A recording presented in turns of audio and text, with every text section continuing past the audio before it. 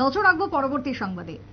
ভারত রত্ন সংঘের সেক্রেটারি দুর্গা প্রসন্ন দেব ওরফে ভিকি হত্যা, এই হত্যা মামলায় এখনো পর্যন্ত আমরা দেখেছি দুজন গ্রেপ্তার, কিন্তু তারই মধ্যে দুজনের মধ্যে যে একজন সুস্মিতা সরকার যে লাশময়ী গ্রেপ্তার হয়েছে, সেই ঘটনা ঘিরে আরো একাধিক প্রশ্ন এই মুহূর্তে সামনে এসেছে। তাহলে কি নিগো বাণিজ্য নয়, এর পেছনে কি অন্য কোনো রহস্য রয়েছে? এই খুনের মোটিভ কি তাহলে অন্য কিছু? দুর্গা প্রসন্ন দেব হত্যায় লাশময়ীদের সামনে আনাটাও কি পরিকল্পনা মাফিক? এমনই প্রশ্ন ইতিমধ্যে উঠতে শুরু করেছে এই হত্যা মামলায়। তবে পরিকল্পনার নেপথ্যে তাহলে কারা রয়েছেন?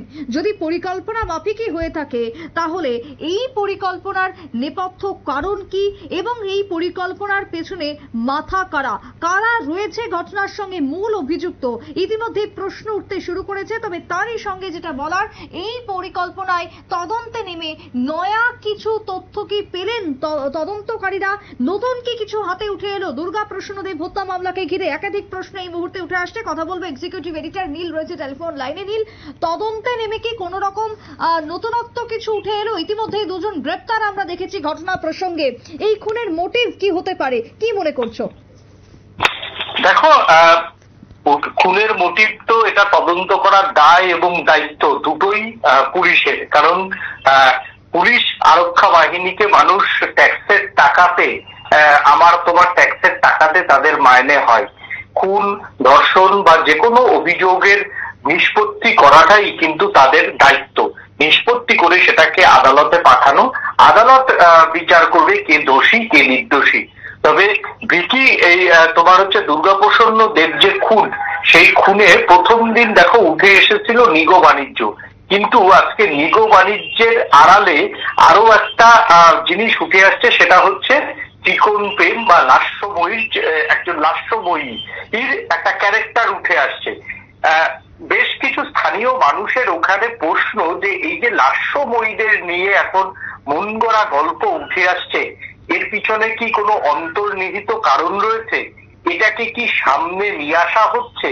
বা এই যারা দুজন গ্রেপ্তার হয়েছেন পুলিশের হাতে, তাদের একজনের নাম হচ্ছে সুস্মিতা, 21 বছর বয়স, আর একজনের নাম হচ্ছে তার বোন আজকে প্রতিমা। এই দুজনকে আপাতত পুলিশ গ্রেপ্তার করেছে। প্রাথমিক ধরন অনুযায়ী পুলিশের যে তদন্ত, সেই ক্ষেত্রে দেখা যাচ্ছে যে এই লাস্যময়ীদের গ্রেপ্তার এবং তারপরে একটা চিকন প্রেমের একটা গল্প আপাতত সামনে আসছে, এবং তার সঙ্গেও নিগো বাণিজ্য থাকতে পারে। কিন্তু সেখানকার কিছু মানুষ যারা সংবাদ মাধ্যমের সামনে সেইভাবে আসতে চাইছেন না, কিন্তু পুরো ঘটনাটা যে যিনি খুন হয়েছেন বা যাদের বিরুদ্ধে অভিযোগ রয়েছে, আর এই যে যারা গ্রেপ্তার হয়েছে, তাদের প্রত্যক্ষ এবং পরোক্ষভাবে চেনেন। তারা যেটা মানে সংবাদ মাধ্যমের আড়ালে কানাঘুষা করছেন, কিন্তু কেউই তো সামনে এসে এই ঘটনা নিয়ে বলতে চাইছেন না। তবে মনে করা হচ্ছে যে এই যে দুজন অভিযুক্তকে এখন পুলিশ যাদের গ্রেপ্তার করলো, সেই গ্রেপ্তারের পিছনে অবশ্যই পুলিশের কাছে কোনো তথ্য প্রমাণ তো থাকবেই। যদি তথ্য প্রমাণ একেবারে না থাকে, পুলিশ তো এইভাবে কাউকে গ্রেপ্তার করতে পারে না। কারণ পুলিশকে কিন্তু কেস ডায়েরির মধ্যে উল্লেখ করতে হবে যে তদন্তে কি কি তারা পেয়েছে। তারপরে যখন চার্জশিট জমা দেবে, 90 দিনের আগে যদি সেই ক্ষেত্রে পুলিশ চার্জশিট জমা দেয়, সেই চার্জশিটে কাকে কাকে অভিযুক্ত করা হচ্ছে সেটা দেখাতে হবে, মামলার অগ্রগতি দেখাতে হবে, মামলার সেকশন দেখাতে হবে, এবং তার সঙ্গে ফ্যাক্ট ফাইন্ডিং, অর্থাৎ মানে এই ঘটনার সঙ্গে গ্রেপ্তার করার পিছনে তাদের কারণ কি সেটা কিন্তু পুলিশকে চার্জশিটে লিখতে হবে, এবং তার সঙ্গে কি কি তথ্য প্রমাণ পাওয়া গেছে। কারণ এই চার্জশিটের উপর বেস করেই যে সরকারি কৌঁসুলি, তিনি কিন্তু দোষীদের গ্রেপ্তারের সাজার আবেদন করবেন। সেই ক্ষেত্রে যদি চার্জশিট যদি ঠিকমতো না দিতে পারে, তাহলে সবসময় অভিযুক্তরা দেখা যায় যে বেল পেয়ে যায়, এবং 90 দিনের মধ্যে যদি পুলিশ চার্জশিট দিতে না পারে, সেই ক্ষেত্রে অভিযুক্তদের বেল একেবারে মানে খুব সহজ হয়ে যায়। কিন্তু এই যে লাস্যময়ী যে চরিত্রের কথা বারবার উঠে আসছে, সেটাও একটা সাজানো বলে অনেকে মনে করছেন। তার কারণ হচ্ছে এর পিছনে কে বা কারা রয়েছে এখনো পুলিশ তদন্ত করছে। সেই তদন্তের অগ্রগতি কতটা হচ্ছে সেটা কিন্তু পুলিশের পক্ষে কখনোই জনমানসে বা সংবাদ মাধ্যমের সামনে কিন্তু বলা উচিত না, এবং তারা সেটা বলেও না। কিন্তু মানুষের মধ্যে যেহেতু একটা প্রশ্ন হয়েছে, কারণ মানুষের প্রশ্নই তো আবার সবটা নয়, কারণ পুলিশকে তথ্য প্রমাণ, পুলিশ কাউকে গ্রেফতার করতে গেলে যথেষ্ট তথ্য প্রমাণ লাগবে, এবং পুলিশের যে চার্জশিট, সেই চার্জশিট জমা পড়ার পরেও কিন্তু পাল্টা কিন্তু যাদের গ্রেফতার করা হয়েছে তাদের যদি বিনা অপরাধে গ্রেফতার করা হয়, তারাও কিন্তু চার্জশিটের পাল্টা চ্যালেঞ্জ করতে পারে। এই যে পুলিশের চার্জশিট যেদিনই জমা পড়বে, অভিযুক্তরা কিন্তু পাল্টা চ্যালেঞ্জ করতে পারে। সেই ক্ষেত্রে যদি কিছু মামলায় যদি অগ্রগতি না থাকে, কোনো সার্কামস্ট্যান্স এভিডেন্স যদি না থাকে, সেই ক্ষেত্রে সব থেকে আগে বিপদে পড়বে যিনি আয়ও তিনি। তাই পুলিশ হয়তো এই ক্ষেত্রে কাঁচা কাজ করবে না, পুলিশ তথ্য প্রমাণ নিয়েই এবং তাদের গ্রেফতার করেছে, এবং গ্রেফতার করার পর তাদের এখন একজনকে তো পিসিতে নিয়েছেন পুলিশ। সেই ক্ষেত্রে তাকে আবার জেরা করবে 11 দিন বসে, জেরা করার পরে তারপরও তাকে কোর্টে তুলতে হবে। অভিযুক্তকে কোর্টে তোলার পরে সেই জেরাতে কি কি পেয়েছে সেটাও পুলিশকে জানাতে হবে। যদি কোনো তথ্য প্রমাণ থাকে সেটা কেস ডায়েরিতে পুলিশকে জানাতে হবে, আদালতকে। সেই জায়গাতে দাঁড়িয়ে সাধারণ মানুষের মধ্যে একটা প্রশ্ন উঠছে, তবে পুলিশ যেহেতু এখনো পর্যন্ত তদন্ত করছে, তাই সাধারণ মানুষের এই মন্তব্য থেকে অন্তত বিরত থাকা উচিত, কারণ পুলিশকে সবার আগে সহযোগিতা করা উচিত। যদি সত্যি প্রকৃত দোষীদের শাস্তি পেতে হয়, তাহলে পুলিশকে সহযোগিতা করতে হবে এবং পুলিশের তদন্তে আস্থা রাখতে হবে। যেহেতু দুজন অভিযুক্তকে গ্রেফতার করেছে পুলিশ, মূল দুর্গাপ্রসন্ন, সুস্মিতা এবং প্রতিমা, এবং যেটা পুলিশ সূত্রের খবর, তার মাকেও থানায় ডেকে কিন্তু জিজ্ঞাসাবাদ করা হয়েছে। এখন পুলিশ হচ্ছে এই তদন্তের গতি প্রকৃতি অনেকগুলো ভাবে নিয়ে যেতে পারে। একটা হচ্ছে এই যে যাদের গ্রেফতার করা হয়েছে তাদের কল ডিটেলস এর সঙ্গে অভিযুক্তদের কল ডিটেলস, এবং যিনি নিহত হয়েছেন তার সঙ্গে কল ডিটেলস, সেই কল ডিটেলস মিলিয়ে কল রেকর্ড করে পুলিশ কিন্তু আজকে প্রযুক্তির যুগে আরো অপরাধী বা অভিযুক্তদের ধরা কিন্তু পুলিশের কাছে অনেক সহজ। সেই ক্ষেত্রে আয়োদের এবং যে গল্পটা করা হচ্ছে যে এই খুনের চক্রান্ত নাকি কলকাতায় একটা বাড়ি থেকে করা হয়েছে, তাহলে সেই ক্ষেত্রে কি ওই দিন কলকাতাতে যারা যারা ছিলেন, মানে একটা গল্প সাজানো হচ্ছে, তাদের যদি নাম্বার ট্রেস আউট করে পুলিশ, কারণ ওই বাগুইয়াটি যে জায়গাটা সেটা হচ্ছে বিধাননগর কমিশনারেটের আন্ডারে, তাহলে সেই ক্ষেত্রে অভিযুক্তরা তো আর হাওয়ায় উড়ে যায়নি, তারা স্বাভাবিকভাবেই ফ্লাইটে গেছে। ফ্লাইটের সেই সময় ডিটেলস চেক করলেই পুলিশের কাছে এটা পাওয়া অত্যন্ত সহজ। যদি গাড়িতে যায়, সেই ক্ষেত্রে এয়ারপোর্টের পাশে প্রচুর সিসিটিভি আছে, সেই সময় যদি সিসিটিভি ফুটেজ গুলো লক্ষ্য করে তাহলেও সেই ক্ষেত্রে পাওয়া সম্ভব। এবং এখন কিন্তু NH-34 যদি ধরো তোমার হচ্ছে যদি চুড়াইবাড়ি হয়ে অসম হয়ে যদি বেঙ্গলে প্রবেশ করে, সেই ক্ষেত্রে রাস্তার মধ্যে প্রচুর টোল প্লাজা পড়বে। সেই টোল প্লাজাতে তো মানুষ আর হেঁটে হেঁটে যাবে না, যারা অভিযুক্তরা তারা কিন্তু গাড়ি নিয়েই পালিয়েছে। তো সেই গাড়ির যদি নাম্বার উদ্ধার করে, তাহলে টোল প্লাজার যে সিসিটিভি ফুটেজ গুলি সেইগুলি সেদিনে চেক করলেই তাহলে খুব সহজেই এই গাড়ির নাম্বার গুলি কিন্তু উদ্ধার করা সম্ভব।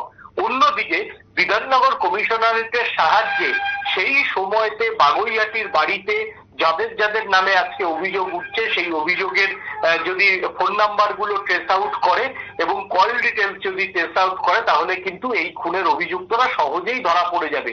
পুলিশ হয়তো পুলিশের মতো তদন্ত করছে, এটা আমাদের অনুমান, আমরা বলছি এগুলো করলে অপরাধীরা দ্রুত ধরা পড়বে। এবং সব থেকে বড় কথা হচ্ছে যেই জায়গাতে বসে অভিযুক্ত, যেই জায়গাতে বসে খুন হয়েছেন, তার আশেপাশের যে সেই দিনের যে কল ডিটেলস, সেই কল ডিটেলস যে ওই সময়তে ওই টাওয়ারের সিগন্যালে কল ডিটেলস গুলো যদি পুলিশ চেক করে, তাহলেও কিন্তু পুলিশের কাছে এই রহস্য দ্রুত উদ্ঘাটন হবে। তারপরও পুলিশের কিছু লোকাল সোর্স থাকে, সেই লোকাল সোর্স এবং কারা খুন করেছে, তাদের মধ্যে কোন কোন গ্যাংস্টার ছিল, সেই গ্যাংস্টাররা কাদের সঙ্গে আছে, তাদের মাথাগুলোকে জিজ্ঞাসা করলেই পুলিশ আসল অপরাধী হয়তো পেয়ে যাবে। তবে এটা নিয়ে এখন একটা রাজনীতি চলছে এবং শাসক দল যেহেতু বিজেপি, তাই বিজেপি নেতাদের এটা নিয়ে দোষারোপ করবে, তারা পুলিশকে অযথাই বাধা দেবে, তদন্ত করতে দেবে না। অভিযোগের আকারে চলতে থাকে, কিন্তু আইন এবং আদালত দুটো কিন্তু সম্পূর্ণ ভিন্ন জিনিস। সেই জায়গাতে দাঁড়িয়ে লাস্যময়ীদের কথা যে বারবার উঠে আসছে বা ত্রিকুল প্রেমের কথা উঠে আসছে, সবটাই দেখো খতিয়ে দেখছে পুলিশ। এবার এই তদন্ত নিয়ে অনেকে সংশয় প্রকাশ করতেই পারে এবং সংশয় প্রকাশ তাদেরও থাকে, সেটাও তাদের অধিকার রয়েছে। সেই ক্ষেত্রে পুলিশ সবটাই খতিয়ে দেখছে যে লাস্যময়ীদের কেউ ঢাল আকারে ব্যবহার করছিল কিনা। অর্থাৎ এই লাস্যময়ীরা নিজের অজান্তেই মিডিলম্যান হয়ে গেছিল কিনা, যে প্রলোভনে পড়ে বা অন্য কোনো চাপের কারণে এই লাস্যময়ীরা ঢাল হিসাবে ব্যবহার হয়েছেন কিনা, তাদের কেউ বা কারা তাদের ব্যবহার করেছেন কিনা, এই খুনে লাস্যময়ীরাই বা শেষ পর্যন্ত কতটা জানতেন।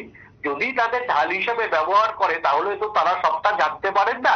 এরকম বহু খুনের মামলাতে দেখা গেছে যে হানি ট্র্যাপ, এই কথাটা অ্যাকচুয়ালি হচ্ছে হানি ট্র্যাপ, যাদের হানি ট্র্যাপ করে পাঠানো হয় আদতে তারা কিচ্ছু জানে না, তাদেরকে ঢাল হিসাবে অপরাধীরা জাস্ট ব্যবহার করে।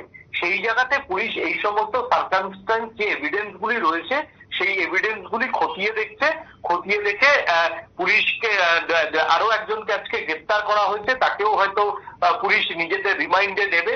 নিজেদের রিমাইন্ডে নেওয়ার পরই একটা দুটো ডেট হয়তো তাদের রিমাইন্ডে থাকবে, তারপর যদি সেই রকম কিছু না হয় অবশ্যই আদালত তাদের জেল কাস্টডিতে পাঠাবে। এবং 90 দিনের আগে কিন্তু পুলিশকে এই মামলার চার্জশিট দিতে হবে, এবং সেই চার্জশিট দেওয়া কিন্তু পুলিশের কাছে অত্যন্ত কঠিন কাজ। কারণ এইরকম একটা খুন, এবং যেখানে তোমার হচ্ছে যে খুন হয়েছে সেইখানে কিন্তু নিগো বাণিজ্য, এটা কিন্তু প্রত্যেকটা মানুষের মুখে মুখে প্রতিষ্ঠিত।